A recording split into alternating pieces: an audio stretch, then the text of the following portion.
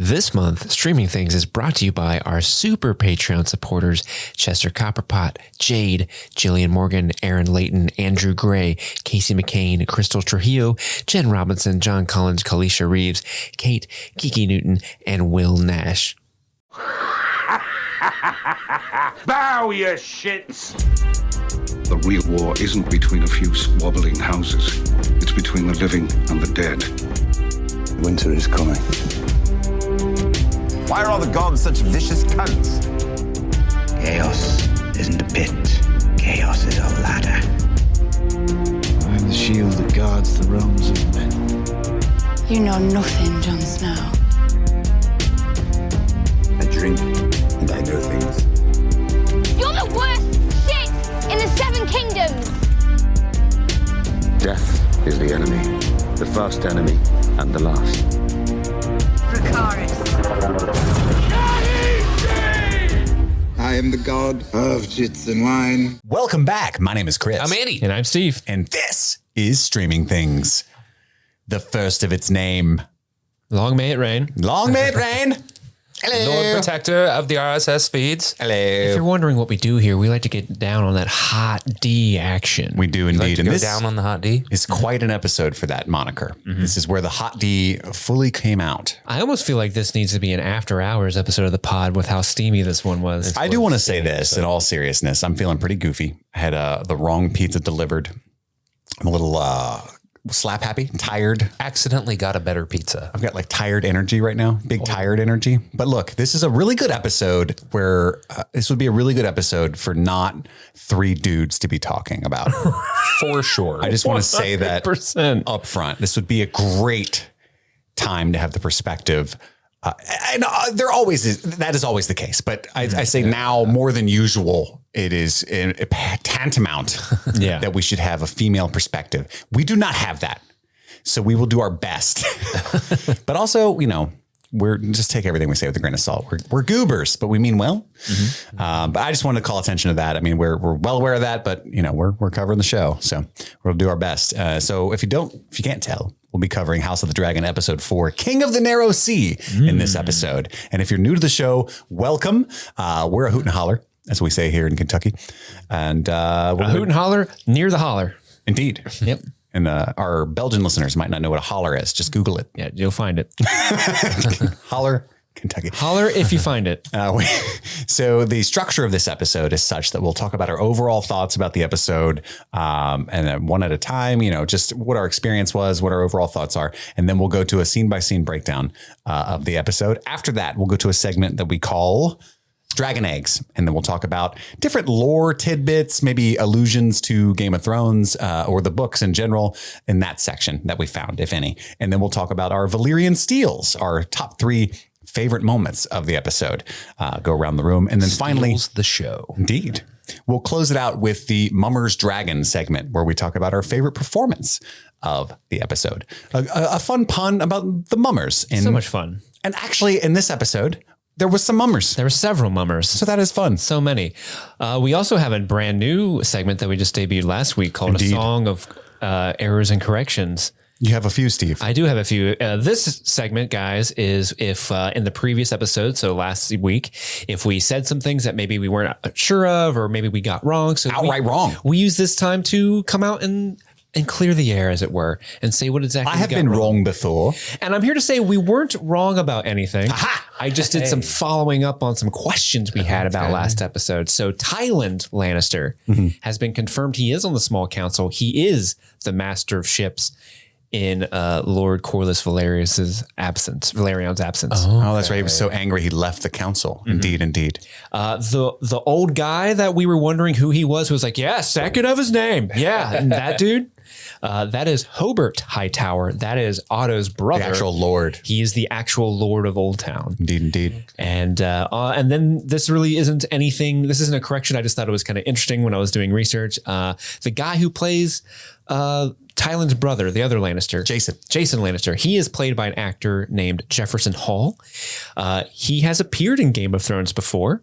He played Sir Hugh in the first episode or season 1 of Game of Thrones. He was the guy who's like, I'm in the tourney. And then he gets like the splinter in his neck and he like dies immediately. Oh shit. That is the same actor. Game of Thrones show round 2. Yeah, round 2. I love that his name's Jason too. It's like Harwin and Rhaenyra and Aegon, Tywin, Aemon, Paul, Ed. Well, there is a Ned, which I always thought was goofy.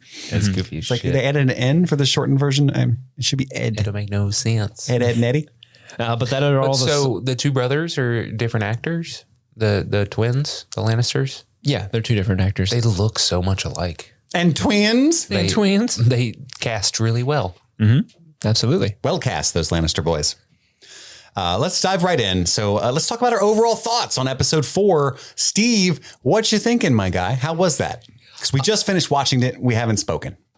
So this was, like we said, a very steamy Game of Thrones, very sexual Game of Thrones, and not all of it super comfortable. You know what I mean? It's definitely one of those. I would say almost none of it. Yeah, it's definitely one of those. 100%. It's definitely one of those Game of Thrones episodes that's really trying to. They're looking at this letter and they're trying to push it. They're trying to push that envelope across the table as far as they can. They're like, "Can we go further? Let's go a little further. Let's push it a little more. Let's push it." You said letter and it threw me off. Yeah, I meant envelope. I'm sorry. I thought scarlet letter. I was like, what do you put in envelopes? A letter. so they're also pushing on a letter at the same time because there's a letter in the envelope. You overthought it. They're licking the stamp. They're addressing it correctly. At some point, they're using their tongue to lick the stamp, and then they push the envelope because that tongue is being used in some of those scenes. That's true. But it's also it was weird. We were kind of talking about this before we started recording, but it is an episode where I feel like the least amount has happened.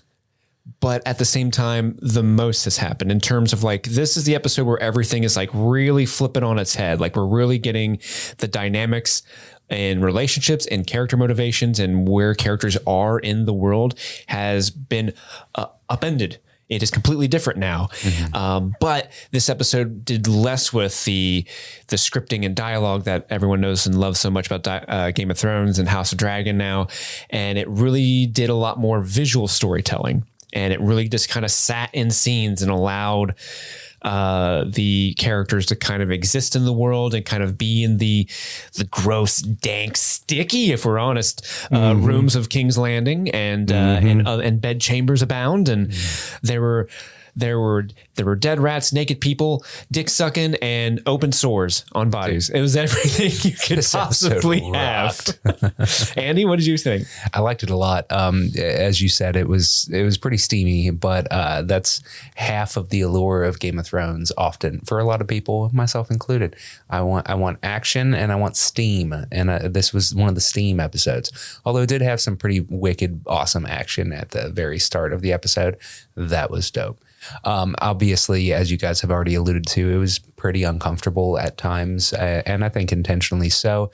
The music definitely didn't do us any favors for our comfort throughout those sequences, but it was gorgeously shot. And even though, like, I don't think that the plot was necessarily pushed all that much as far as like character development, I think it changed a lot of things in a pretty short amount of time. And so, no, I thought it was fantastic.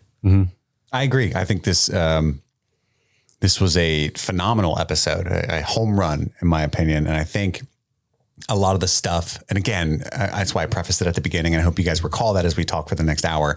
A lot of the stuff, whether or not it worked or didn't work or was respectful or disrespectful, is not for me to say, ultimately. However, I think it was handled very honestly, very tastefully. We got some huge confirmations of things that in the book Fire and Blood were just rumors. And now we get to see, because George Martin's a huge part of the show. So this is to be considered as the objective truth of what had really went down. And we don't have to worry about what Septon, was it Eustace said, or what Mushroom said, or any of that. Like, this is what happened, right? So we got some huge confirmations in this episode. And we also got a reaffirmation that they plan on keeping the fabled prophecy that was at the heart of Game of Thrones. Are you referring to a certain song? Yeah. Of Ice and Fire? Of Cubes and Flame. Yes. A certain prince that was hinted towards? That may or may not have been promised, which was considered by many diehard fans of the books a huge ball that was dropped at the end of Game of Thrones. And so it seems like they could be on some course correction here, right? Because remember, we do know they plan on doing at least one sequel show, which will be Jon Snow's story, the show's lovingly called Snow at this point. Are they for sure going with that? As far as we know, at this point, it's greenlit. As far as we know. So anyway, like stuff like that, I was just in rapt attention. And I think that knowing what I do know for sure goes on in the plot moving forward, mixed with what they're doing, where we're at in the show, I'm ecstatic. I'm giddy. Oh, my giddy aunt. Oh, he's giddy. As Chaucer says in A Knight's Tale. We have never mentioned on the show, by the way, and this is off topic, but it's worth mentioning, Miguel Sapochnik, fabled co-showrunner along with Ryan Condal, the person with whom a lot of the trust was given on this show to begin with. It's the reason it was greenlit, has left as showrunner. He will not be back for season 2. I think Aaron Taylor is the name of the replacement. I'm not sure. Yeah. And his pedigree is strong in television. I think he did a lot of the greatest episodes of The Sopranos, a lot of the really good episodes of Game of Thrones. His movie pedigree, not so much. No. But it's just going to be Ryan Condal as the only showrunner, and then the Aaron Taylor, if that is his name, is going to be attached. So anyway, no Miguel Sapochnik.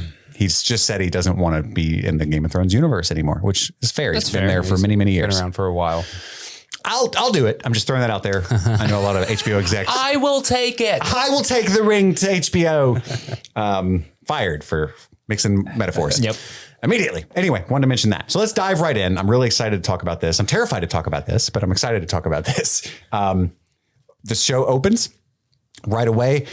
It opens with a close-up on Rhaenyra fiddling with the necklace, which I thought was like, there's so, like you said, a visual storytelling at its peak in this episode. And it opens with Rhaenyra playing with the necklace that Daemon gifted her, the one that's made of Valyrian steel. So there's just all these little clues that she's thinking about Daemon all throughout this, right? And she's in we believe Storm's End, because it looked like a Baratheon stag sigil on the guy to her right. Yeah, she's definitely next to the Baratheon that, funny enough, was it Lord Borman? I can't remember what his first name was, but like he was the Baratheon that didn't seem too jazzed about swearing fealty to that her. is Borman then. But we don't know for sure if they were there, but I assume it's at Storm's End. Yeah, because he was kind of on the dais, you know? Yeah, because I mean, it's kind of I was a little bit let down about that aspect, because Storm's End is like the one castle that's like famous in Game of Thrones that we really haven't seen. And they didn't do like an establishing. Didn't get to see we it. didn't have an establishing shot. We were just in the chambers, if indeed that's where we were. Yeah, if indeed. Yeah. If that's even your real name, yeah, Storm's End. But I mean, other than that, like they're there. There has been a great effort into. This is basically a giant courtship ceremony where all these lords are showing up here, and they're kind of telling Rhaenyra like, "Hey, I'm a pretty dope guy. I've got a big castle, and it's beautiful. And you know, when I was 20, it looked even better." Yeah, he's like 75 now. Yeah, he's old enough to remember Queen Alysanne in her youth. And this is Dondarrion. Was the old guy? Lord Dondarrion. Yeah. He's the Lord of Blackhaven, I believe. So yeah, she's on a tour of suitors. So essentially her task, Rhaenyra's task, Viserys sent her to visit all of the great lords and houses and sit and let everybody propose to her, essentially, so she could choose one. And she's presumably been to a few places before this. She's exhausted of it. She's talking shit the whole time. A little bit out of character for her, because she's downright cruel a little bit in this scene, which to me is a little out of character for her, but just she's just pissed to have to be there. She mocks the old man, old Lord Dondarrion, in a way that makes the entire court laugh at him. And then Baratheon, joke's on her. One of his aunts, his little kids down the line, is going to have a beautiful voice, and every lady would be so happy to love him, including this little lady right here, pointing at me, pointing at Steve. I love Beric Dondarrion. He's the coolest. And so, you know, she shits on him. Everybody laughs. He walks away. Baratheon chides her, says that was not so kind, Your Grace, or whatever. And then he gets parched in the middle of his speech too. He's so old, he has to go drink some wine. I love that little touch. Made a meal out of that. His whole presentation is grounded to a screeching halt so he can get himself some wine. Excuse me, Your Grace. A little parched. And then, you know, there's some cool things mentioned in there for the Uber nerds, which I presume all of us are if you're listening to a podcast like this. But like, he's just talking about Dorne. He mentions the Dornish marches, which is like the area of Dorne, like between Storm's End and like Sunspear. And it's just really cool. A lot of little touches like that. He does mention Queen Alysanne as well, which I mentioned, which is cool. And then we get the little Blackwoods boy. He's like the future lord of the Black, or maybe current young lord of the Blackwoods. But he's like 13 maybe. Yeah. Little BMF, man. He's a bad motherfucker. In this world, he's probably 10, because if that kid was the same age as Rhaenyra was in episode 1 of Game of Thrones, there's some things happening. That boy needs to sprout. Yeah, for sure.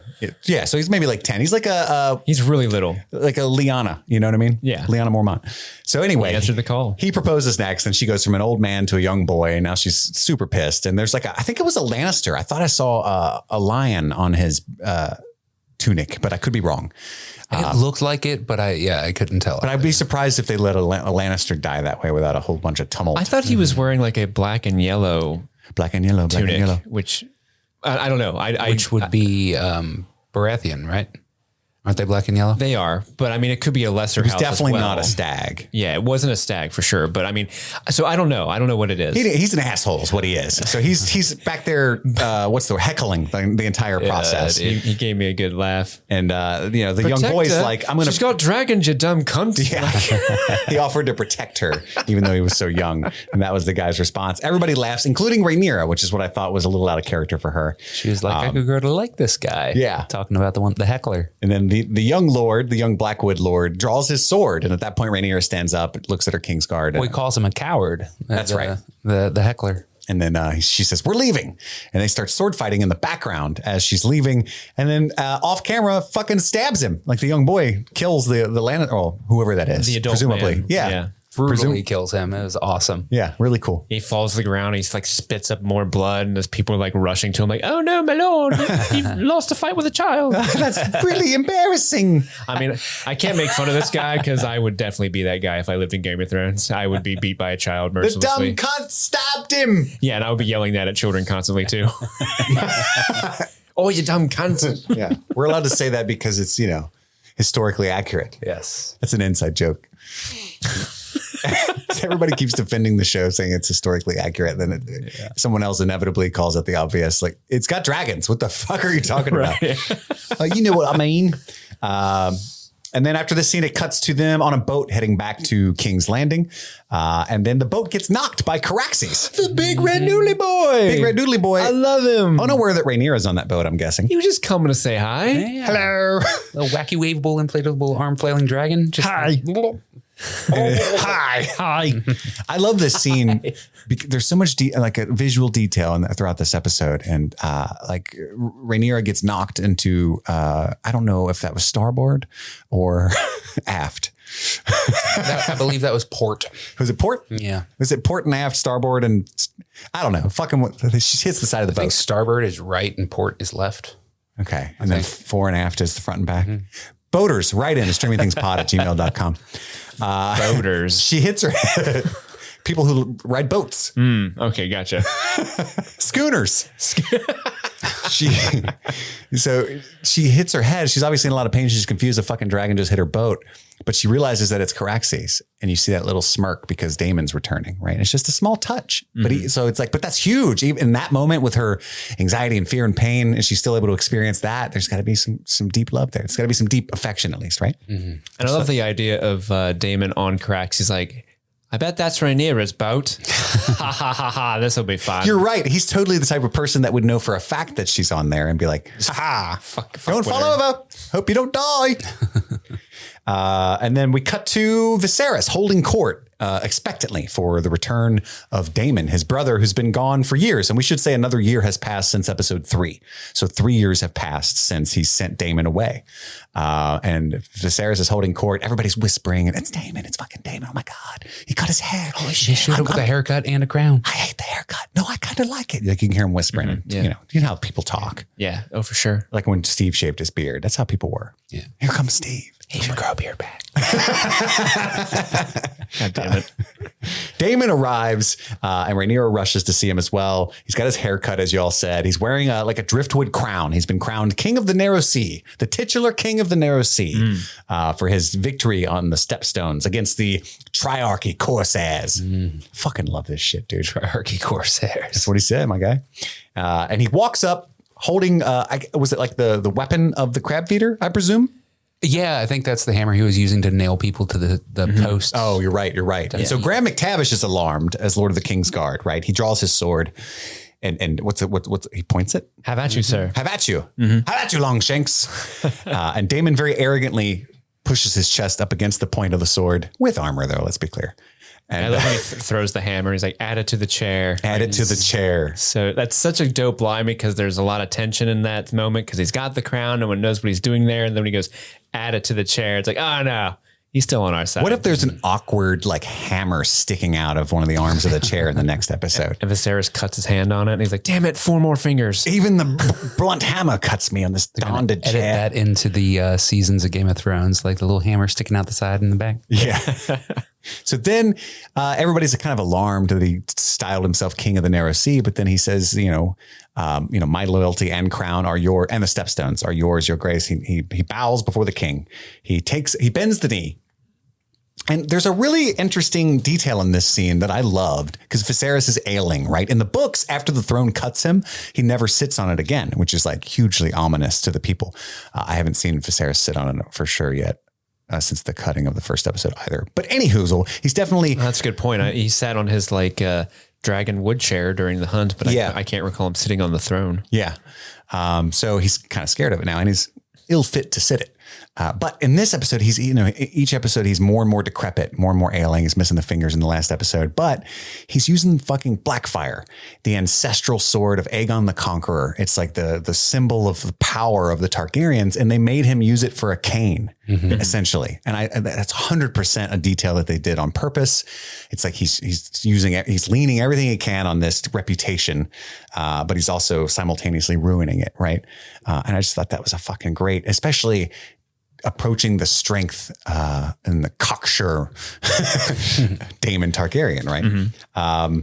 And then there's a knowing look to Otto. I think there's a part where Daemon Targaryen I took note of where he's like, yeah, I fucking killed 2,000 people, no big deal. And he like looks at Otto like, bitch. Bitch. All on my own. I didn't need no help. Definitely didn't.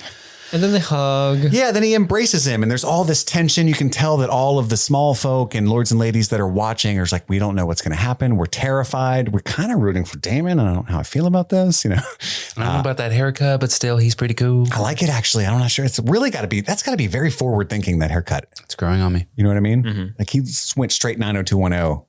They're like, oh man, these 1680s are going crazy. Woo! Everyone's doing all sorts of weird fashion. He's got bell bottoms in the 1680s. Yes, nerds. I know it's not that year. Yeah, nerds. It's actually the 300s. Yeah, AC. Is it the 300s or is it like the 150s or something? Oh, you're right. That's my beat. Nerd. Yeah, that's my beat. Yeah, you fucking nerd. No, I'm gonna call you out now. I think it's like the late 170s. I'm gonna say that right in. So Viserys embraces Daemon, and the tension is broken. And we cut to a little garden party. A little Andy. I don't know if there was any conniving in this garden. There was a garden. But there was a garden. There was a garden. Andy loves conniving gardens. That's the garden where they connive. Well, you can never connive in a garden that is so close to what can only be some amazing tapestries. Did you guys hear about the tapestries that we got? All the way from Kahar and Norvos. Yeah. Oh my gosh, these tapestries they are the woven. Thread count. Damn. Allison is just. I don't know what the word is. She's befuddled by them. She's like, when it was delivered here, I needed to sit on my fainting couch for at least a fortnight. A fortnight. You play that game? You got games on your phone? Did you see that meme? It was terrible. You sent it to me, didn't you? Which one? Of Lena Valyrian holding. Yes, you said going up to Viserys and saying, "You got any games on your phone?" and he's looking at her like, no. All right. Anyway, the garden party. I love this scene as well. Like Viserys is a little tipsy. You can tell he means well. He's so relieved his brother's He back. fucking wants to love his brother. He likes hanging out with him. He's reminiscing about mom. Like, I was never the warrior. You are, huh? You were mom's favorite. I will not debate it anymore. Oh, Big Dick Damon. You know what I'm saying? I see it. BDD. Even mom said it. Oh, Targaryens. Right. And he's just having a great time. But Daemon seems visibly changed by his adventures. He's matured, as Rhaenyra points out shortly. Haunted, one would say. But Alicent and Rhaenyra, there's that like thick awkwardness. Alicent offers to take Daemon to look at the tapestries. They're dope. You gotta see them. And then Viserys shits on her immediately. Like, He hates tapestries. Damon, tapestries. You dumbass. He has no interest in that. Like, you went hard like, on that. He's like turned into a different person because he's cool with his brother again, right?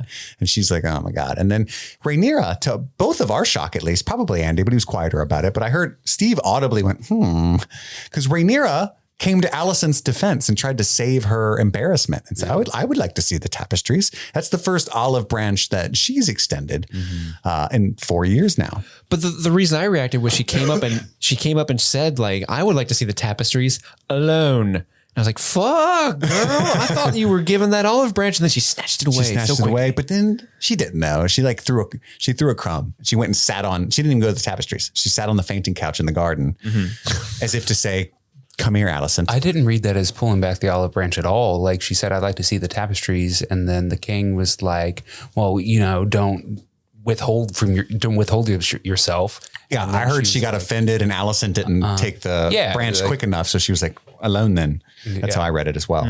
It was sad. But then Alicent catches herself and she goes to talk to Rhaenyra on the couch. And that's just really neat, I thought.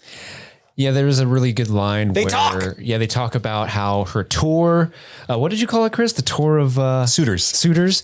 Yeah, how it did not go well. Fuckboy Island, I believe they call that. Yeah, all of them were voted off. It's actually a show on HBO Max. Yeah, give us money, HBO. We're plugging Fuckboy Island up on here. But no, she talks about how the tour didn't go well. She equates being and she tells her that the king is this is where we learn that the king is wroth with her as well for this. He's wroth. He's so wroth. I'm so into this lingo right now. I'm in the mode. But she has this really great line where she's comparing, I don't want to be married. I don't want to be sold off as property. I don't want to be imprisoned in a castle. And then there's this beat where she looks at heirs. And squeeze out heirs. Yeah. Imprison the castle and squeeze out heirs. And there's this beat where it just kind of looks at Alicent and it's like, oh, because that's how she be feeling. Yeah. That's how Alicent feels. And it's, she apologizes to her. Yeah. And this is a good scene because, and this speaks to what this is such a tragic story, but like you want these two women are such great friends and they should be great friends, but this world is just hell bent on keeping them apart and not being happy. This is one of those huge moments I was alluding to that I just didn't expect at all. I mean, this is the olive branch. This whole talk with her, like their reconciliation is huge, right? Because we don't get this at all in the books or anything like the relationship that we've had. And I definitely didn't expect this. The writers are working really hard to make what's already a tragic story even more tragic. Absolutely. But also Alicent, I think we talked about this on air before. Alicent is painted as 100% the villain. Oh yeah, in Fire and Blood. That's what I mean. Like it's tragic what happens to everybody, but like it's even worse now that they were like friends. Yeah, Hundo. Yeah, it's a very good call on their part to kind of rewrite that little part of the book. Yeah, this was a great scene, and Alicent talks about how she's lonely, and we really get to sympathize for Alicent Hightower in this scene. And we cut to Rhaenyra talking to Daemon next, and they kind of lingering at the after garden party. And I love that whenever they're being intimate, no pun intended for the later parts of this episode, they always speak in High Valyrian. I just think it's really fucking cool, a really nice touch. And Matt Smith is crushing he's been on Duolingo learning Valyrian for overtime. Steve, I have been. How do you say happy birthday? Oh, we haven't gotten there yet. Bon anniversaire. Dour. So yeah, they talk about. He really does crush it though. Like both of them, like really play the. Go spaghettis. I know that it's go spaghettis. I know that it's a fake language, but like it feels real. Shut your fucking mouth, Andy. The way that they portray it, you know 100%. What I mean? Like, yeah, it's wonderful. She can roll her R's like with the best of them. Like with I say like Amelia Clark was always good at rolling the R when doing the Valyrian speech, and Amelia Clark is really yeah. You can tell great casting on her part because you can just be like, oh, I can see her being like a distant relative of Daenerys so much. And there's already the love for Rhaenyra that the world feels for Daenerys as well. Or almost that much, right? Because we saw Daenerys go through some shit. We're a couple Jakartas away from just intense love for Rhaenyra. But we need those. But this was an interesting conversation because she kind of brings up the point of marriage is dumb, and because Daemon's trying to say, hey, whatever, marriage is a duty, like just do it, and then you can after. Yeah, I got a wife. I don't care about my wife. I don't give a shit. You not a big get deal. married. You do whatever the fuck you want. You don't have to be. It's not a death sentence. And Rhaenyra's like, for a woman, yeah, it literally is. It can be. Like my mom literally died giving my dad trying to give my dad a son. She's got like a PTSD. She's got trauma from the death of her mother, Queen Emma. Absolutely. And they both also make some allusions. She remarks on how much Daemon has changed and matured, and he says the same thing, but his has got like a flirtatious sexual overtone to it. You've grown up as well, which is creepy. Yeah, because he goes on to say that line like, "Get used to the attention. You're of age now." Correct. which is like, ugh. We also find out Daemon has no heirs, so his wife in the Vale has borne him no children. I want to see her so badly. I want to know I bet she's like hot.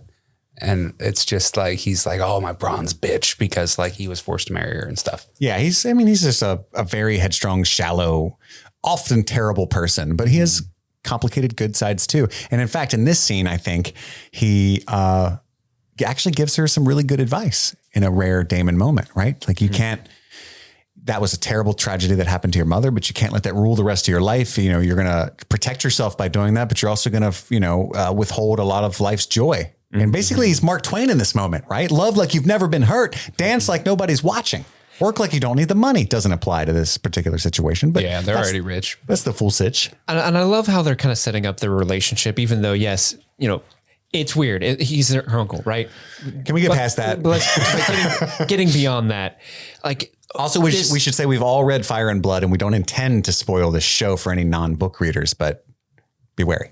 But I love how they've been setting it up, and it, after watching this episode, I've been thinking of like their past interactions in previous episodes. And it's just neat how like when her mom did die, Daemon was the one that was like went forward and comforting her and like pushed her to kind of step up and do what Viserys couldn't do. And then when he took Dragonstone and Otto showed up, and there was that great scene, on the, what do you call that? The bridge. And Daemon did that so that he could provoke his brother into doing something, to like anger him so much that he'd finally get off the throne and do something. But then Otto showed up, and there's that look when Rhaenyra showed up and he's contemplating looking at the egg and then tosses it to her. Like, I feel like now with this further context, in that moment, he was just kind of like, well, shit, she's the cool one. Yeah. She's like, I respect the hell out of this girl. Absolutely. She's got the stones, the dragon eggs that I've been wanting Viserys to have this whole time. And I just really think they're balls. Yes. I was telling YouTube, they're usually dumber. No. Did you guys get it? But yeah, I just love what they're doing with those characters and building that relationship up. And it's 100% intentional, because in the book, it is Viserys that confronts him at Dragonstone for the egg. So they did that. And I think it works. I think it was a good reason. It's a good move. Good move. Anything else on that scene? I'm good, brother. In the next scene, we cut to brother. Oh yeah. I don't know why I went wrestling on the brain today.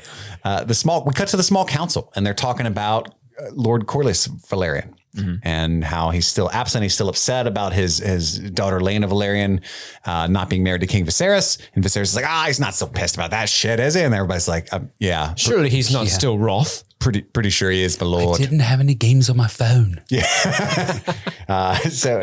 And now there's a rumor, or perhaps confirmed, that Lena is to be betrothed to the Sea Lord of Braavos' son. So he's seeking an alliance with. Steve shook his head disgustedly.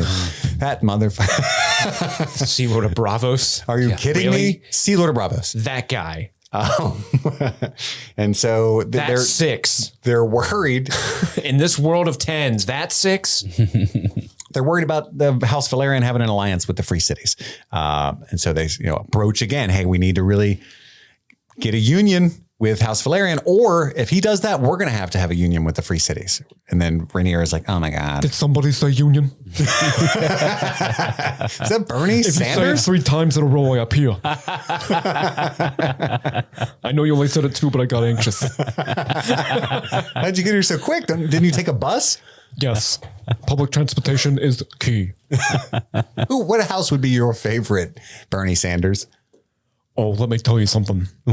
I really like those. I don't even fucking know what Bernie we get into. I like the stock kids. I go for the basics. He definitely would hate House Lannister. They're too greedy. We need to do something about these millionaires and billionaires on Casterly Rock and Lannisport.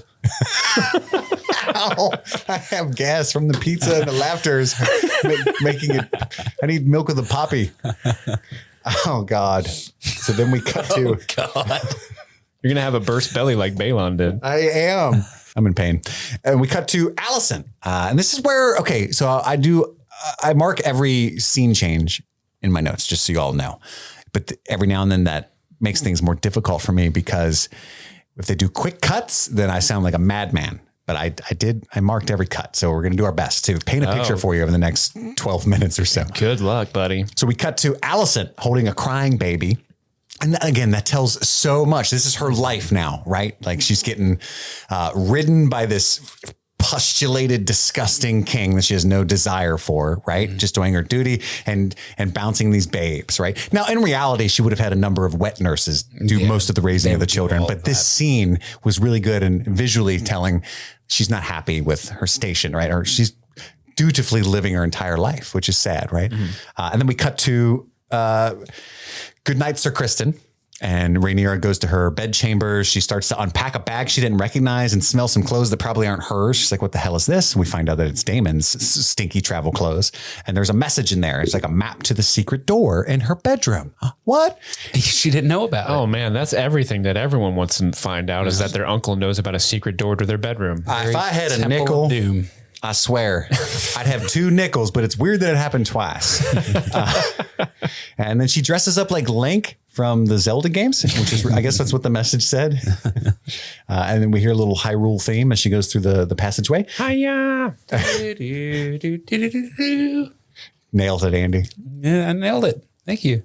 And then Daemon is sneaking her out and they go down into the craziness of Flea Bottom. And we see like, I don't know if they're like vagrants, but they're definitely not very clean people, just rutting in the gutter. They are taking one another, gutter rutting, taking one another to Pound Town right in public on Fleet Street. You thought it was Flea Bottom.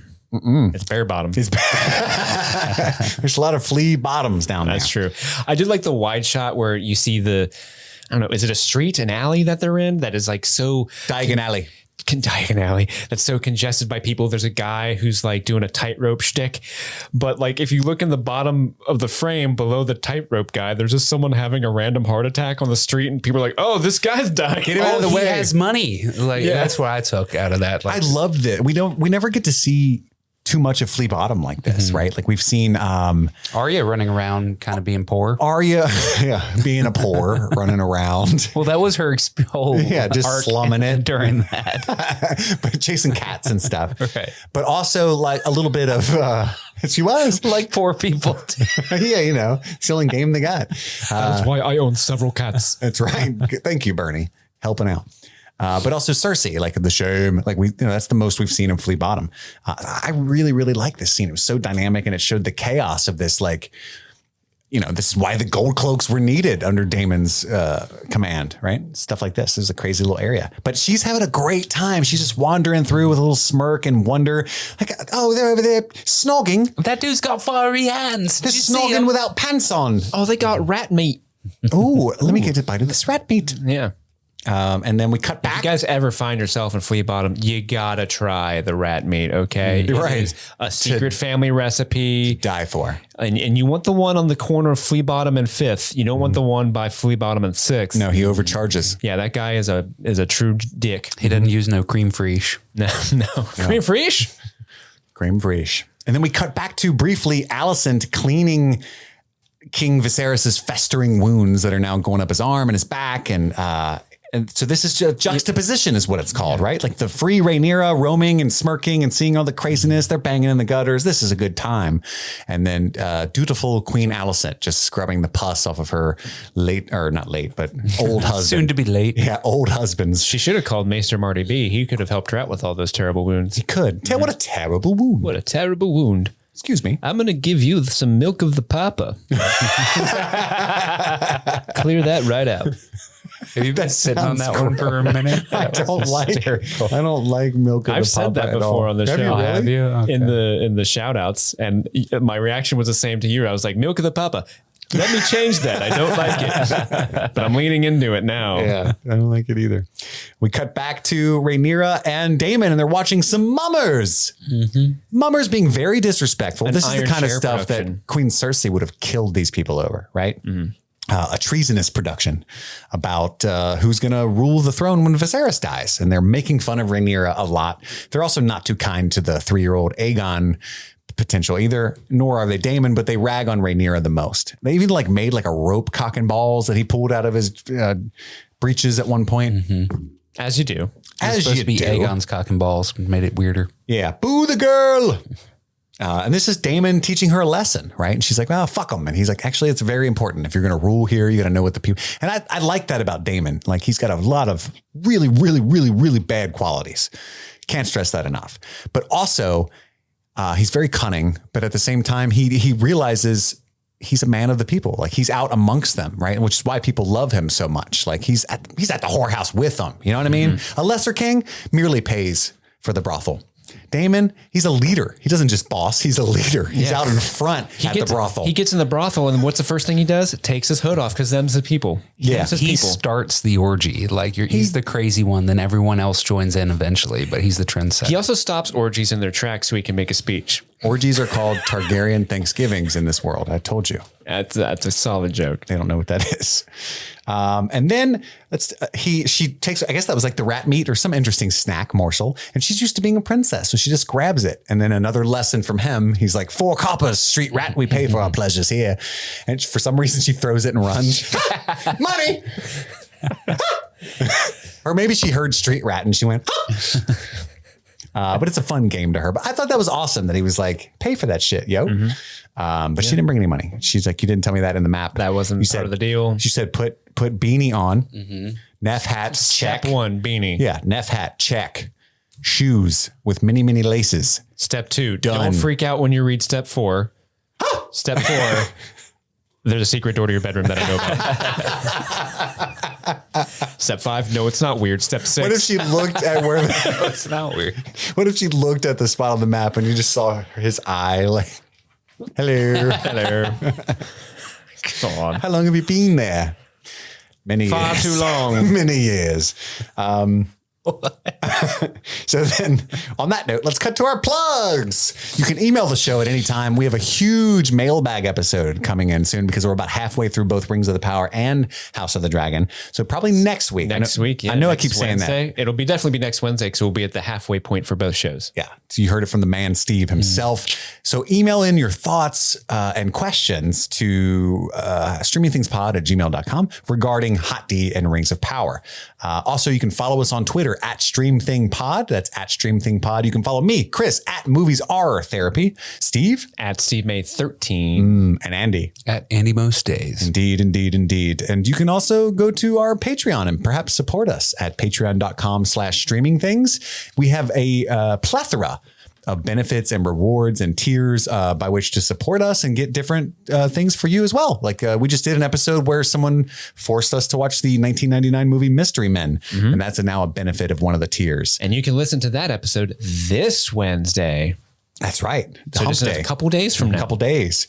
We did a couple video shout outs. We recorded some of our favorite character voices from Stranger Things times for them to use as voicemails on their, stuff like that. Like that's what you can get from the Patreon. Kinds of fun. Also bonus episodes, things like that. So if you're interested in that, that's great. If you can't do that, totally understandable. Please just consider taking a moment and reviewing and rating the podcast wherever you're listening to this. That helps a ton. There's a lot of Hot D podcasts out there. And anywho, also, we're on YouTube. I don't know if you're watching this on YouTube, that's a weird plug, but we're here. So we cut back, smash. There's this awesome. Did you miss Sir Harwin? That didn't when happen she runs away, she runs into Sir Harwin. Yeah, when she grabs the rat meat, that didn't happen yet, guys. I'm a fucking master note taker. Oh, all right. Well, I believe that was what my note said. Yeah, that's what my note said too. Went straight from that to that. You guys take inferior notes because it cuts to Alicent very briefly blowing out a candle, and then I actually loved it because she's going to bed and it smash cuts as soon as she blows the candle out back to Rhaenyra running down the alley, and she runs into Sir Harwin, breakbone strong. This fucking guy just gave a shit for not taking a note for cut to candle blowing, cut back to the run. listen, you're really making a meal about this, so I'm going to as well. The shit was given not for the candle, but for the lack of faith in your master note taker. Have I not shown you my slashes for scene cuts? Hey, I'm not saying you're not a master note taker. I am just saying, what a funny thing to say. You mock me, sir. You bite your thumb at me. But I actually really, I like that scene. I thought it was they didn't have to do that. It was very flourishy, like the smash cut from the candle blow. No, it's great. And then she indeed visual storytelling. Who does she run into, Andy? Hang on, I crossed out my note. Harwin Strong. Sir Harwin Strong. So she runs into in the alley. He recognizes her immediately, of course. Well, actually doesn't. Strong. He's like, well, what are you running from, boy? And then she's like, Sir Harwin. He's like, oh shit. Was that a spot on Rhaenyra? It was. Sir Harwin. You had the blood of the dragon in you, Chris. Oh my God. And he's like, oh my God, Rhaenyra. But then he's kind of cool. You know what I mean? Yeah, he's like a substitute teacher. He's like, oh, you run around the halls, whatever. Better not catch you next time, boy. He goes with the we did kind of skip over. There was one dude that like literally like, get out of my way, boy. And she's like, he called me a boy. Yeah, that's what I mean. She was so ecstatic to be out of the castle, right? He called me a boy. Yeah. And then at this point, they linger on a really great shot of Daemon and Rhaenyra holding hands. Yeah. And there's like a silhouette as they proceed down the alley after that. They're having a good old time. And then we cut back to Alicent, and her maid comes in and says, the king requests your presence. And she's like, the hour's quite late, knowing that it means it's a booty call, right? Mm-hmm. He wants sex. And she's like, I'm not trying to, nah. She's like, yeah, it is late. I know. And the maid was like, mm-hmm. You don't give a man a sponge bath. Terrible. Mm-hmm. Terrible. You were too gentle with that sponge bath, if you know what I'm saying. The sponge bath is the male version of giving a mouse a cookie, you know, because then he'll want a glass of milk. That's true. Mm-hmm. Again, we can't stress enough that we wish there was a woman here. Yes. 100%. And then so we cut back to a sexy party. Daemon has brought his niece to a brothel where there's just people banging all over the place, right? And she's just looking around like, oh, this isn't the castle. No. This isn't the Four Coppers for the rat meat. Different type of red keep. I don't know what's going on. And we cut, and this is not smash cut, but it's intercut with Alicent and the king's on top of her. And he's just I feel so bad. And he's like all these open wounds on his back. And she's just staring at the ceiling. It is terrifying. Not a fan. Yeah. She just looks like she's in hell. And I'm sure she is. Yes. And that Viserys is one of those guys that cries afterwards. It's almost like, they're setting it up to where she would be so like, she would feel deep in her bones that she put in her time and earned something for her progeny. You know, it's almost like she might feel that way later. Yeah. She's owed something for all the work she put in. Yes. Mm-hmm. And you know, watching that scene, she's not wrong. A point. She is not wrong. No. Jeez. No. And then we cut back to Daemon takes off her hat. And I'd love, again, I'm sorry, guy, I know I'm gushing over all this shit in this episode, but it's such a small thing, but it's his way of saying, we're not going to hide in here, right? Like, you are Rhaenyra Targaryen. You can do whatever the fuck you want. You're in a whorehouse party. Tell everybody. You're the dragon. You can do whatever you want. Yeah, exactly. You know what I mean? I just, because at first it seems dumb and it actually causes a lot of trouble, but in his mind, he's just like, to who? Like, you know what I mean? I'm a god to these people. I also wonder if maybe it's intentional based on his reaction in later scenes. Yeah. Like he wanted to. Like this was part of a planned thing. To propose the marriage? Yep. Yeah. Because I don't think any part of him really believed Viserys was going to let him take his daughter as a second wife, but his ego is such that it's possible. Mm-hmm. Well, I mean, he takes the hat off. He does not deny what Viserys accuses him of. For the second time. Marry her to me. And Mysaria pays the boy that tells on him. So yes. There's the boy that sees them leave, and then that boy goes and tells Otto, and then later on when Daemon wakes up with Mysaria, when she walks to the room, she pays that boy and he leaves. That's true. Oh, shit. That's a strange tidbit for sure. Mm-hmm. So maybe it's not so much his plan. Maybe it's more Mysaria's being a little, because he was so drunk, you know. Yeah. I don't know. That's weird though. Because Otto's source is the white worm, and that's what they call Mysaria. because they call her by the White Worm at one point. I wondered who that was. I took a note and put a question mark. Mysaria is the White Worm? Yeah. Interesting. That's what they call her. I don't recall that moniker in the books, but I'm not doubting you here. I 100%. Well, it is because I was like, is that Mysaria? So I looked it up while we were watching the episode, and that's what she's known as. Yeah. The White Worm is the source. Dang, Mysaria. Dang, Mysaria, what you doing, girl? Oh, the only nickname I remember her having is Lady Misery. But that makes sense now. So he takes off her hat, and then Damon kisses her, which is I did not expect that. Did anyone here expect that? Well, so he before he kisses her, he basically tells her, "Look, sex is can be pleasurable. It's pleasure. It's not just duty," because that was a big part of the conversation that they were having earlier, where essentially Rhaenyra, the entire way that she views sex, sexuality, and relationships is it's duty and it's politics, and that's it. And he's like, "Nah, this is dope. Check it out." And then he kisses her. Yeah, look at that guy blowing that guy. I'm not sure how to feel about it, and the music is making it even more uncomfortable, but she genuinely seems to have been wanting this for some time. And it's definitely mutual. Yeah. But I don't know. It's a really uncomfortable sequence because she's kind of talked about how, well, she already had said that it's basically all honor and duty. And now I don't know. I guess it's just like the dragon in her coming out or whatever. But everything that she had characterized herself as in the few scenes prior, the way she acts here seems different. It's counterintuitive to what we would believe that she sees all of this as. Do you get what I'm saying at all? No. No? Okay. Well, she essentially... what is it counterintuitive to?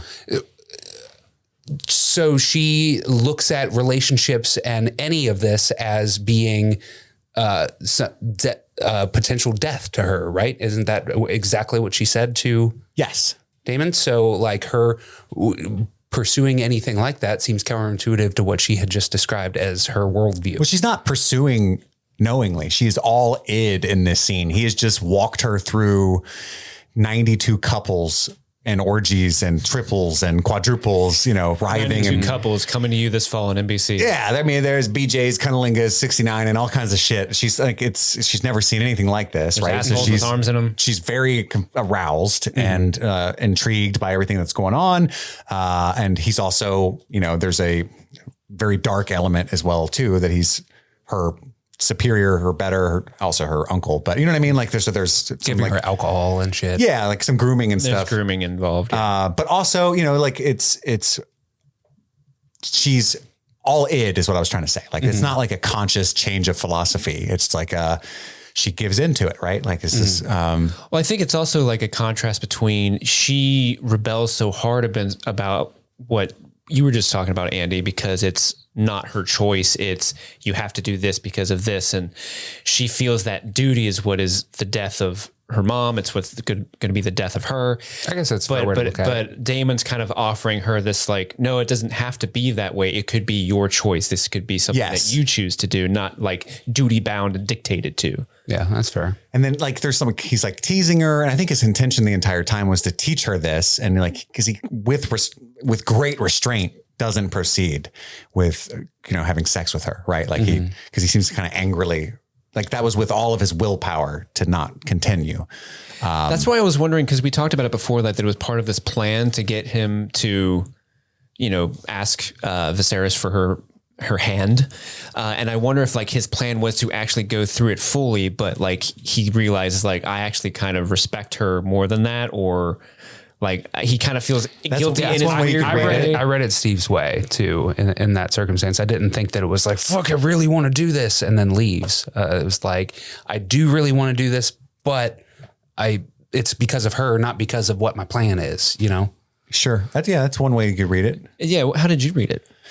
I wasn't sure. I felt he wanted her to, he didn't know about Kristen, obviously, but he wanted to, it's so uncomfortable to talk about, right? But flare her up, get her going, and leave her that way.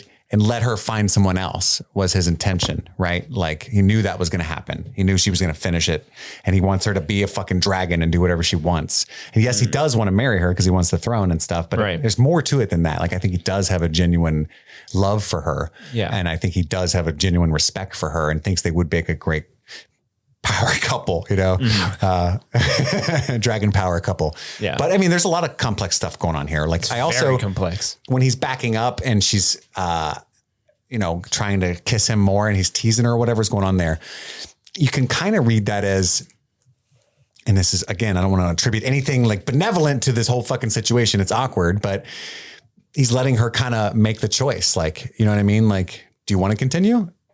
You sure? You know, kind of, I don't know. It could be read that way. I don't know. So we cut to Rhaenyra leaving because she's kind of looking for Daemon, and we see the young boy follow her, the spy, that young boy, the white worm spy. He follows after her, and that's when we know shit's probably going to go down. We cut back to her rushing into her bedroom from the front door. Sir Criston Cole, very confused. But you already went to bed. Now you're out here. Are you a magician? Oh my God. Should I call the maester? Because you know magic. You should show him. That's a pretty cool trick. And she's like, oh my God, he's from New Zealand. Oh my God. Oh my God. And then and she's like, no. And she steals his helmet playfully because she's a little drunk. Now she's all, you know, drunk and riled up. She's running around the room. I got your helmet. And he's like, I'd give it back, please. Please. I need that. Protects my head. And then she kisses him, and you know, they place him back and forth a little bit. And then she removes his greaves. And Andy made the joke like, oh God, this is going to take a long time. And they did it. They lingered on it. She removes every piece of his armor on camera pretty much. And I love, again, another detail for Chris to gush about when she removes the white cloak, the symbol of his order and his vows to honor celibacy, chastity, celibacy is a better word. And to, honor the king. That's her father, all that stuff. She's very tender with it. And he kind of takes it and lingers on it a long moment. Like he's really making this decision at this point, right? He thought he was never going to get laid again, man. It's like, maybe. And with a lot of the white cloaks go to the brothels and stuff, right? But the king's daughter, that's a big step. Yeah. That's just a way worse. A leap, maybe. Yeah. So I like that they took such care with the white cloak. And then we get a very long lingering session of them coupling. Doing the horizontal hump. Need I say it, Your Grace? Coitus. Coupling. Need I? Yeah, I feel like Otto throughout this entire podcast. The like, dirty D. Are you going to make me say it? Do I have to say it, Your Grace? And then Andy's over there like, speak it plainly. Andy's the Viserys of the pod. Yeah, for sure. You brought me here at midnight. And I'm the guy selling rat meat. Yeah, easily. Yep. Rat meat here. And I thought, again, it was just a very respectful, romantic coupling of Sir Criston Cole and Rhaenyra. Or not? Was that wrong? Like, she was literally on top. They tried to give her as much autonomy, I feel like, in this scene as she had. Yeah. I think so. She's a grown woman. She's 18 in this now, right? Based on the time that passed. They went out of their way to really hammer home that she's 18 in this episode. Going miles to try to make it as least creepy as possible and failing. But like in this scene in particular, and then this was a huge moment because this was the rumor.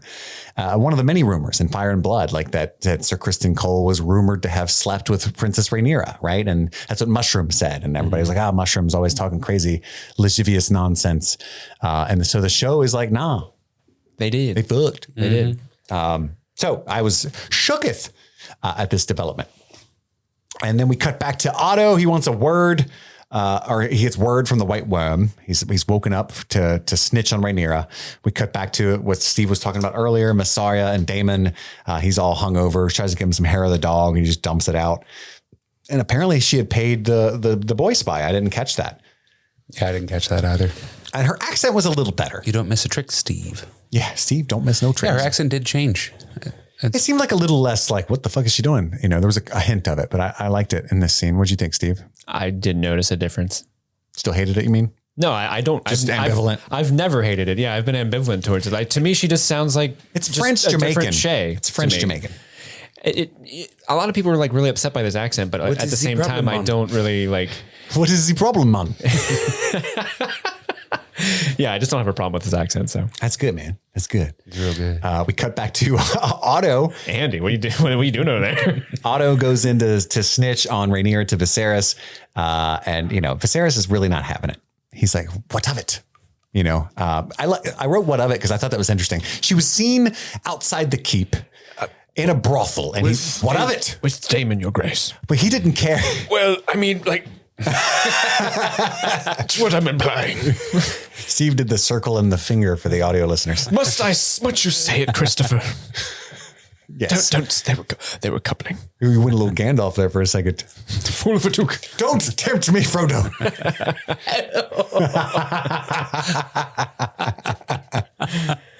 Oh my God. And by the way, that model that he's been working on of old Valyria is huge now. It's looking great. He's doing a great job. He's going to have some friends over and have doing a great job. Hell of a campaign. Pretty soon they're going to start painting. Oh man. That's when the real detail comes. Yeah. What if it's just Warhammer? His counsel is really just his You lead. beggared the kingdom on this new hobby of yours, your grace. But we almost killed the Goblin King. I wrote a whole campaign. And then anyway, it comes out. He's like with her uncle and he's like, say it. And Alicent is, by the way, spying the whole time. I love what Viserys says. He's like, are you really that sick with ambition? Yeah, this is when he starts to catch on, right? Like this is a bridge too far. His precious daughter. And he's having a good fucking night. Like, he feels in his heart like he had consensual sex with his wife. That's not what happened, but he feels like that happened. Mm-hmm. He had a great night. He got a bubble bath. Everything's going well. He's got his brother back. He's still got 8 fingers. I mean, that's a lot. Plenty. That we know of. Maybe he's lost a couple toes. Yeah. We don't know how many digits he's got on his feet like Steve. Yeah. No one knows. No one knows. It's a mystery. So he's in a great mood. Like, what up, Otto? My dude. My dude. Early as fuck. That's cool. You're my dog. So what do you know of Pound Town? I go there all the time. Gross. And so he doesn't believe him at all. And he gets furious with him, tells him to leave. Right. And we cut back to Sir Criston sheepishly walking into the bedchambers. The queen thinks it's her handmaiden. I'm dressed. Come in under the ear, whatever. Just brush him. I'm dressed. And then he's like, hey, the queen wants to see you. And immediately Rhaenyra is a little worried. And she says, you fucked Daemon, right? She speaks it plainly very quickly. Mm-hmm. She's upset, supposedly on behalf of Rhaenyra. I believe her. Like, she's just like, oh my God, what have you done to yourself is kind of her reaction, I think. Mm-hmm. And she denies that she slept with Daemon because she technically did not. And so she's very convincingly like, I swear to my mother. Mm-hmm. But there's a hint. We've finally got this relationship repaired seemingly. And there's a hint of the first bit of like real vehemence on behalf of Alicent, where she's like, you Targaryens, that's normal for you, right? Like I don't know. I got the, She also slides ever so briefly. She slides into like, your father and I worked very hard on your tour and you just ruined it. Like, yeah. So now she's like stepmothering all of a sudden, right? Like literally there's a point where Rhaenyra would have been okay if she said, okay, mom. Like, yeah. She would have been justified in saying yeah. If this was like 400, 500 AC, that would have been what she said. Yeah. Yeah. It's a little too behind the times. For real. Whatever, Mom Regent. And it's at the heart tree, which you say in like the first episode, like, was that a heart tree? And it definitely was. It is a heart tree for a werewood. Yeah.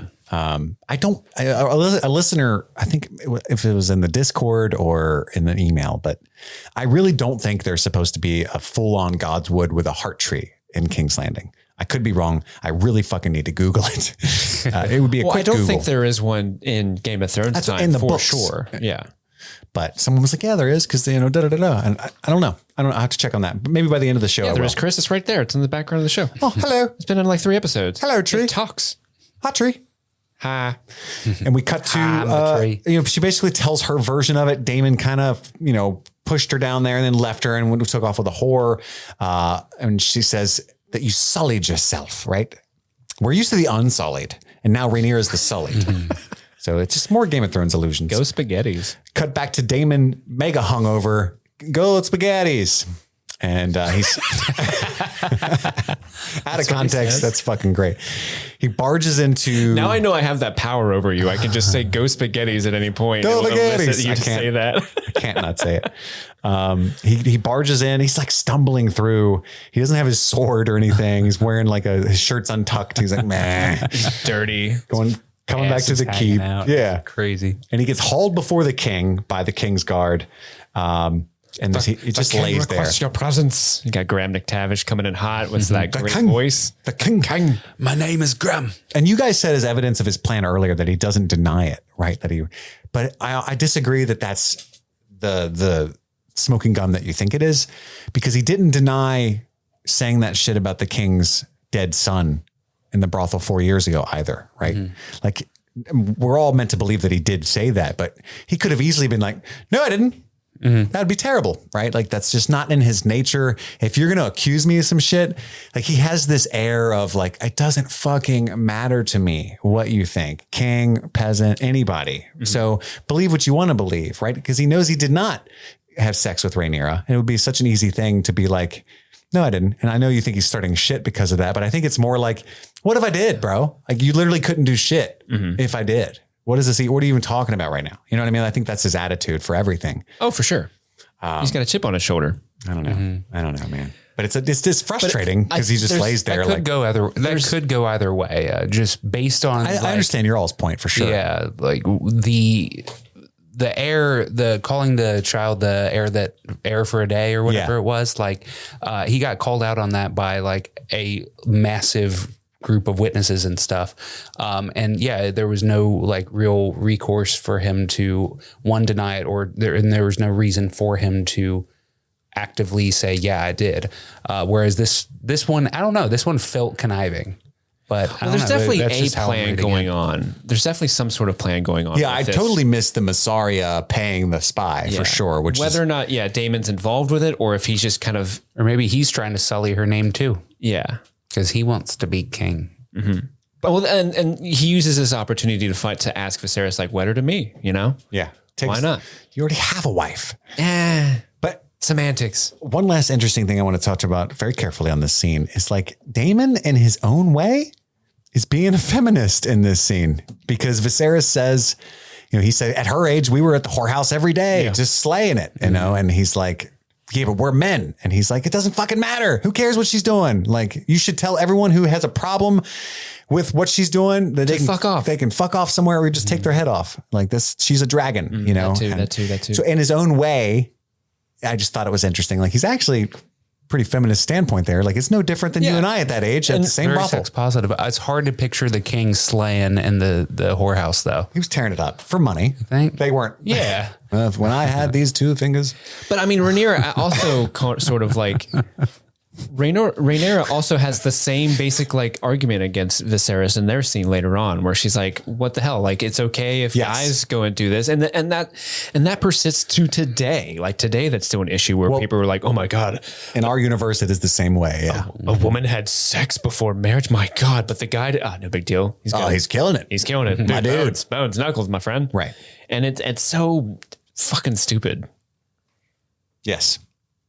It is stupid. I agree. There's nothing else I can say. Let people fuck. If they want to. Well, I would assume. Let people consensually fuck. Yes. Can we be more clear? I was gonna say that is my house. Those are my house words. That's your house words. But maybe yes, we should have added let people consensually fuck. Yes, that is Steve's house. That's the house word. The May house words. If they want to fuck, let them fuck. The words of House May. Come on. Let people consensually fuck. Great house. What would the sigil be? Just it would probably just be. Do you guys remember? Yeah, it's Otto Hightower looking very uncomfortable doing the circle the and the finger in the circle. No, it's just listeners. Just the two hands. Must I say it, Your Grace? And then we cut back to Alicent and Viserys, and Alicent kind of defends Rhaenyra. Like she told me she's still has her maidenhead. I believe her. Right? It's not in her nature to be deceitful. It's not in her nature to be deceitful. But Daemon, though, very deceitful. Deceitful Daemon. We call him. Everyone says Double D. That's him. Yep, Double D. We cut back to Rhaenyra. She enters the king's chambers. She looks at that dope ass Warhammer model and she's like, I really want to play. Ooh, there's a dagger in the fire. And place for a dagger. She's about to let me move it. He probably didn't mean to burn his knife. And as soon as that's not a knife. Paul Hogan comes out of nowhere. As soon as she touches it, he's like, secret only fire can tell. Oh, that was my joke later. Oh, damn. Secret that only fire can tell. But he jumps out of nowhere and he's like, don't touch my knife. She's like, ah. And then they have a great scene. And I expected him to jump right in and chastise her. But, there's a double meaning to that word in this situation. Yeah, there is. He jumps into the prophecy and like all of this bullshit we're dealing with, Rhaenyra, is what he's seemingly saying is like, it's nothing compared to what our true mission is. Right. And this is like a really interesting tack that this show has taken is like these Targaryens were destined to save the world from the Night King, right? From the Long Night. And there's a famous inscription on the knife that was Aegon's and Aenar's before him, and whoever. Viserys is not a history buff. He's like, and who knows before that? Whatever came before that, I it don't was know. Probably like a bunch of people. So many. Yeah, read the scripture yourself. It's really quite cool. It's quite cool. You can't read, can you, Father? Nay. Read it to me, please. You read this scene way differently. I've been waiting my whole adult life to figure out what these scribbles meant. And it just says dick butt. Yeah, I was gonna say. He's like, it speaks of the prince that was promised. She's like, this is a recipe for goulash. Goulash. From my blood comes the prince that was promised, and his shall be the song of ice and fire. Boom. I've heard that before. And then, he says to her that Jaehaerys would have disinherited her. And she said, for what? A lie. And he's like, yeah, I don't care if it's true or not. Perception is all that matters. So he has the opposite viewpoint of Daemon in a way. He's seen Wag the dog. Indeed. Mm-hmm. You're trending on Twitter and it's a problem. Yeah. Yeah, exactly. He's a relativist. And he said, you will wed Sir Laenor. And we actually saw him in the last episode. If you all recall, he rode Sea Smoke. Yep. And he says, there's a point where she's something about political headaches. And he's like, you are my political headache. Right. Yeah. Which is really good. I love the dialogue in this episode, in this show. And then she says, okay, I'll wed him. But what about the vulture that perches above the Iron Throne? And she's like, what are you talking about? And she's like, Otto, Obvi. And then she says this cold-blooded ass line, like, I will do my duty and wed Sir Laenor, but you must first do yours as king, implying that you have to get rid of Otto. Mm-hmm. And he realizes that to be true because, like Steve was talking about earlier, he learns, or he slowly realizes, or is honest to himself about what Otto's designs are and how deep they've run. So then Otto is called to Viserys. They talk about Balon the Brave, Viserys' father, Jaehaerys' son. 5 days. Keep up, baby. He was hand of the king for 5 days, and then he died of a burst appendix, I think. Burst belly. A burst belly. I think it was appendicitis, man. A burst belly. Poor bastard. And then Viserys is kind of like, so anyway, you're not hand anymore. Takes his hand pen. Unhand me. That was Steve's joke. Unhand me, sir. You've unhanded me. This was a great scene because you really see him put the pieces together. Like, I thought you were my friend, and he specifically points out, like, oh, I know why you took Alicent and told her to come into my chambers. I see that now. I was blind then. You took advantage of my grief. Yeah. He was like, I will never get over Emma's death. Like, and he's just really kind of just laying into him. And he's like, you were a great servant. You served the realm well. You served 2 kings now, but I cannot trust your judgment now because you are poisoned by ambition. Indeed. And Otto looks shooketh. And it's all fair points, man. All fair points. Don't make me say it. Which is interesting because last episode we really saw, we were really thinking that, Otto was this big manipulator, and he is. But last episode we kind of started getting hints, especially now that we know that one guy is Hobarth Hightower. His brother, like he was manipulating. Yeah, the Otto, Hightower family has designs. So maybe it's just this vicious cycle in the Hightowers where Otto is manipulating Alicent to get what he wants, and his brother's manipulating him to get what they want. It's just this really gross gaslighting family trauma. Hightowers, yeah, family trauma. Yeah. It's a thing. Yeah. And then we cut to the very end of the episode. The last scene is the Grand Maester bringing a tiny bottle that he has brewed himself on behest of the king, and gives it to Rhaenyra. We call it Plan T. And it is indeed going to prevent her from becoming pregnant from anything she may or may not have done, any unwanted consequences. That'd be $6. I run a gas station down the street. It is interesting to bring tea in like a crystalline. It looks like something the Pope would throw at you to like. It looked like some really rare bourbon. Oh yeah, like a nice little decanter. Is that what you call that? Some Pappy 23 for you. A holy water grenade. Yeah, it did look like that from Castlevania. But yeah, so he's got some plan B for her, and that's the end of the episode. And she is a shocketh. Which brings us to our Dragon Egg segment. Find some lore tidbits and whatnot. Steve, lay it upon me. Okay, so in the beginning of the episode, we talked about was it the Blackwood kid who yes has a little bit of a fighting spirit in him. Stabby. It's a little stabby. It reminded me of young little Lyanna Mormont from the original series. Just a kid who people kind of look at and kind of be like, oh, you're just a kid. But really, there's a little more than meets the eye. And Arya even. And Arya, of course, yeah. He was a little more stabby than everybody thought. Absolutely. Andy, do you have any? Well, I got big Arya vibes when we saw the Mummers show. We got to see how the folk really felt about Arya's family when she watched the play in the streets, and like the guy that was like playing Eddard was like dumber than Box of Rocks and shit, and got to see like how the common people see the elite. Yeah. And so Rhaenyra seeing the same thing happen down in Flea Bottom felt really, really, really reminiscent of that.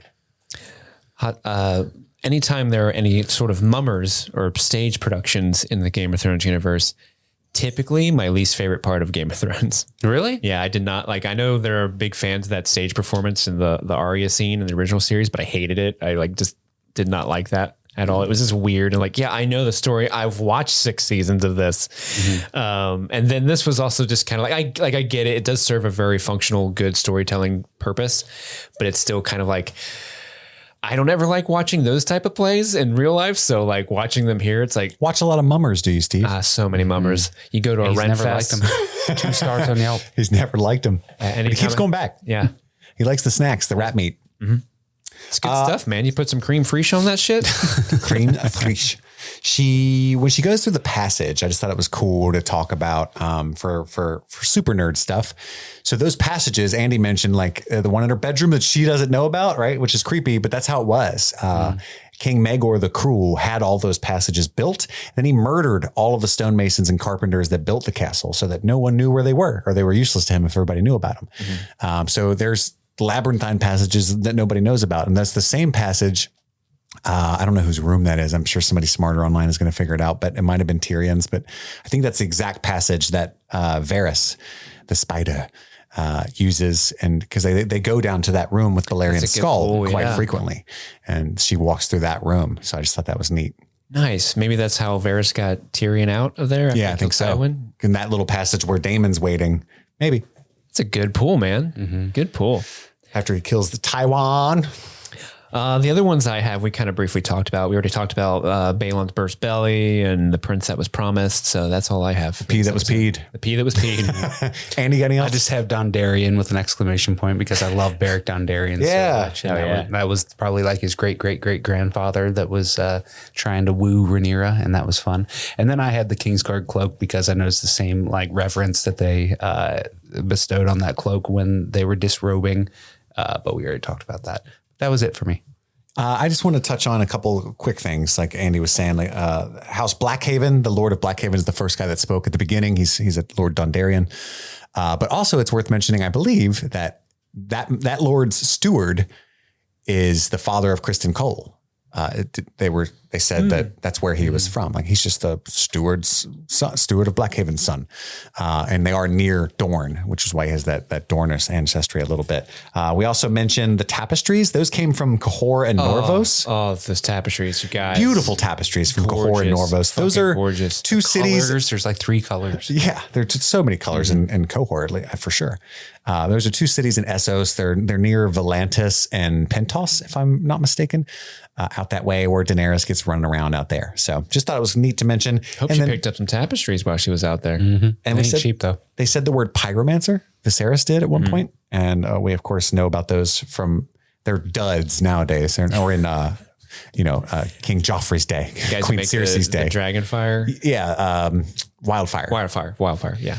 But they used to be bad motherfuckers back in Valyria. Yeah. The pyromancers. Which brings us to our top 3 favorite moments of the episode, the Valyrian Steels segment. Steve, what's your number 3 favorite memento? My number 3 favorite moment is when that mysterious lord called that kid a dumb cunt.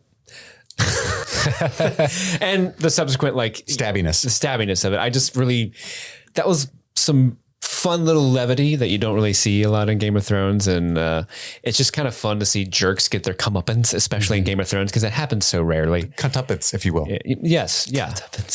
So RIP that guy. See you next Tuesday. Can we just say see you next Tuesday from now on? No. I feel like I will not be censored. You dumb see you next Tuesday. Takes some of the sting out of it, doesn't it? Oh yeah. Andy, what's your number 3 moment? Also my number 3, just little dude's a badass. And that was very Game of Thrones for that to happen in the background and for as violent as it was. At the opening. Yeah, it was dope. My number 3 is when Daemon throws the hammer after everybody's worried he's going to try to fight with it and pull his sword, Dark Sister, and kill the Kingsguard, and just says, add it to the chair. Just that whole scene, him walking up and into the point of the sword. The man gives no fucks, and I fall for that every time. You know what I'm saying? Love that dude. Steve, what's your number 2? My number 2 is when Viserys unhands Serato. It was just good to see that Viserys kind of figure out what's going on. He's no bozo. He's like this well-intentioned guy who is just not well-intended for the king, the role of king, Yeah. And it's good to see him get a couple wins every now and then, even though there's a gross scene with him in this episode, but super gross. Yeah.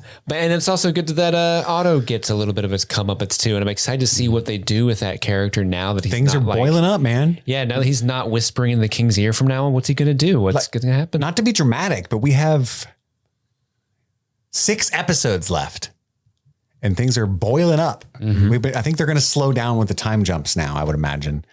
Or we might get too far along. I'm not sure. It'll be fun to see. We're going to have another huge time jump though, right? In order to get the rest of the cast. Yeah. Yes. So I don't think this was the last episode with Millie. That'd be crazy. I think it's next one though. Maybe in the middle they'll switch. We'll see. Shit. Andy, what's your number 2? So my number 2 is also Daemon coming in and giving up his crown and the hammer. And it would there was so much discomfort, but there was a lot of tension in the air, and I desperately, even though I knew it wasn't going to happen, I desperately wanted to see him throw the hammer and then go hard with it. But I thought that the performances were great. The relief was palpable. I love the guy that is, what's that guy's name that plays the king? Paddy Considine. I think that he is absolutely fucking crushing it. He is kind of the MVP of the show so far. He's come a long way since Hot Fuzz. Yeah. One of the Andes. That sequence was fantastic. Absolutely. My number 2 is Stabby Cunt Boy. I love that opening. Like you guys said, it just encapsulates everything we love about this franchise. And, but I just honestly got so happy. It's so fun. I know it was terrible. When it cuts to the kid stabbing that guy, there's just this get it, kid. The fact knock him down. We did not expect there to be bloodshed. We thought the scene was about to cut because Rhaenyra's back is already turned. It's a great spot to cut. And then we hear that, and then she turns around and the camera follows her line of sight. I just had a great chuckle out of that. Great chuckle. Steve, what's your favorite moment of episode 4? My favorite moment was when Daemon and Rhaenyra were talking in the gardens.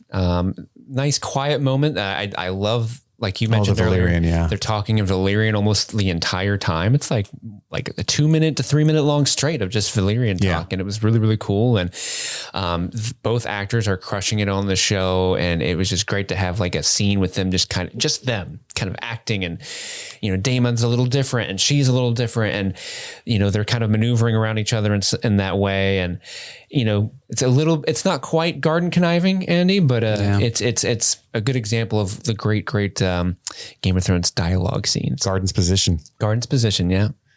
Andy, what was your favorite?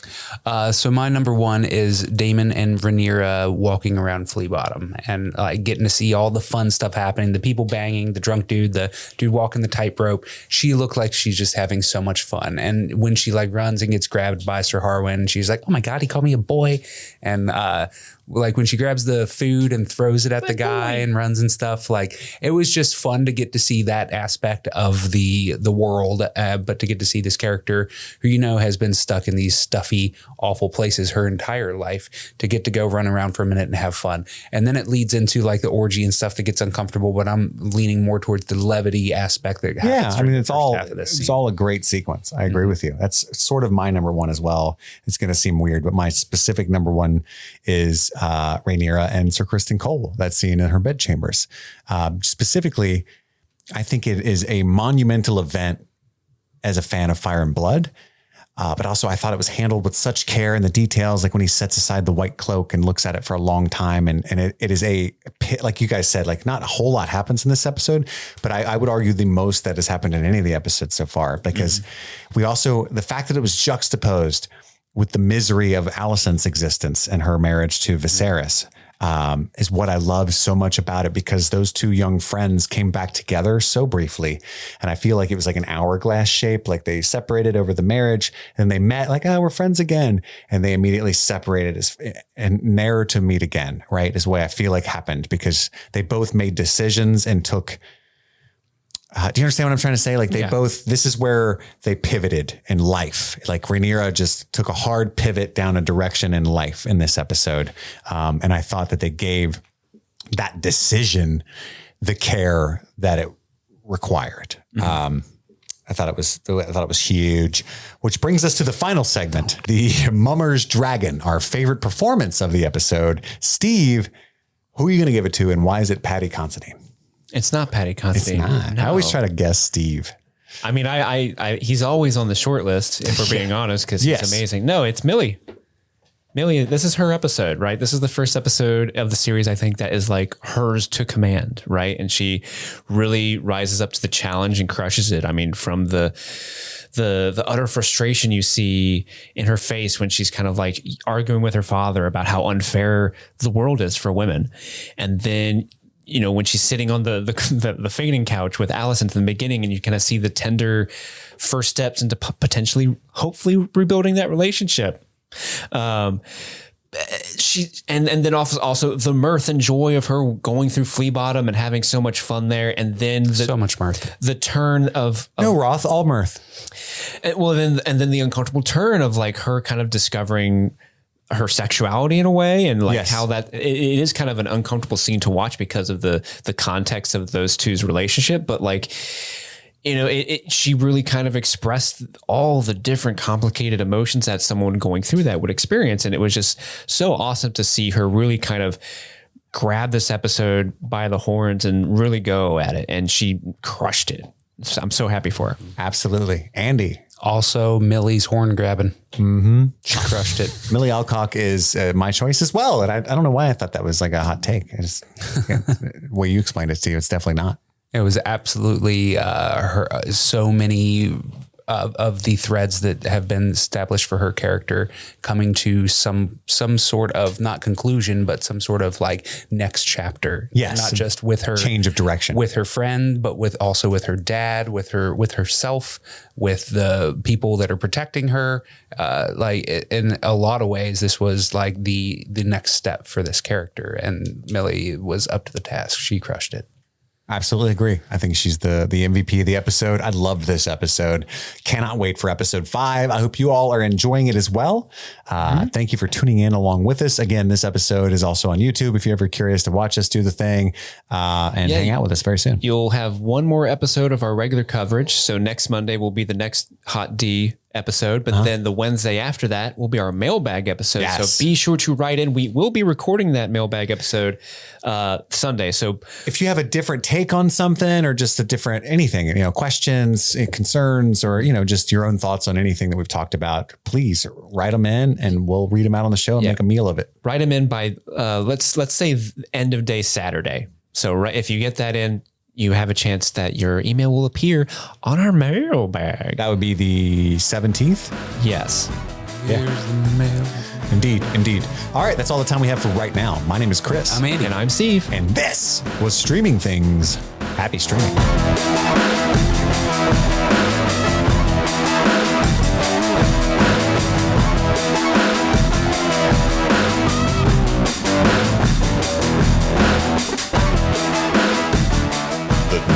Patron shout out.